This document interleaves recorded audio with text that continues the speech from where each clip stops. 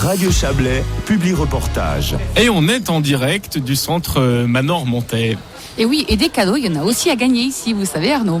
Maintenant je le sais. Et oui, parce qu'il y a un concours organisé par la FMVS et vous avez des bons d'achat Manor à gagner. Donc comment faire? C'est très simple, vous venez nous dire bonjour déjà, ça nous fera plaisir sur le stand. Et puis vous réclamez le petit bulletin de participation, il y a quelques questions mais très très faciles. Vous y répondez, vous glissez votre petit bulletin dans l'urne et ce soir, grand tirage au sort.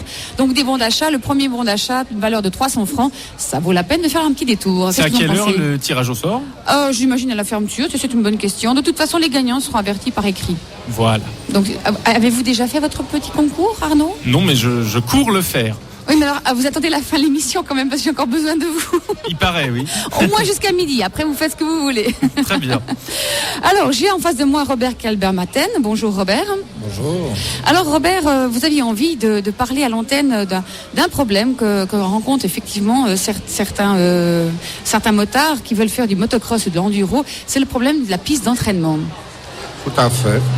La Fédération valaisanne, en 1978, avait déjà regardé ce problème pour trouver un terrain pour la pratique du motocross, qui a été fait sur la piste de Martigny, qui est à l'heure actuellement fermée définitivement, mais on en avait quand même une vingtaine de petits terrains, de pissières dans le Bas-Valais.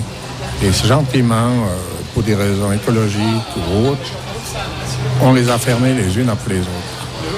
Alors effectivement, la remarque de l'écologie, c'est censé, c'est vrai que il y a ce souci qui devient de plus en plus prédominant, mais on règle pas le problème parce que de toute façon, les motards sont là, les engins, les véhicules sont là, mais on n'a plus de pistes. Alors qu'est-ce qu'ils font? On a déplacé le problème au lieu d'aller les avoir sur un terrain encadré avec des responsables, des gens compétents. On les a dans tous les endroits, dans toutes les communes de montagne, dans la nature. Donc, on a fait déplacer le problème. Voilà. Vous me disiez hors antenne, c'est vrai que c'est intéressant d'avoir une piste d'entraînement, notamment pour les jeunes, pour la formation des jeunes. Tout à fait, parce que le jeune qui a la chance de commencer de faire de la moto à 14 ans, il tourne sur un terrain où il n'y a pas de voiture, il n'y a pas de piéton, il n'y a pas de camion. Si lui, il juge de passer un virage ou une bosse à une certaine vitesse puis il tombe que sur du sable. Par contre, maintenant qu'il n'y a plus de terrain, ils le font sur la route quand ils ont un permis de 8 ans et c'est beaucoup plus grave pour les autres usagers de la route. Et oui, pour lui, parce que l'eczéma du goudron, malheureusement, c'est un gros problème. C'est un des soucis des motards, l'accident sur la route. Et puis effectivement, il y a les tierces personnes qui sont aussi mises en danger. Qu'est-ce que vous aimeriez? Qu'est-ce que vous attendez? Qu'est-ce que vous espérez?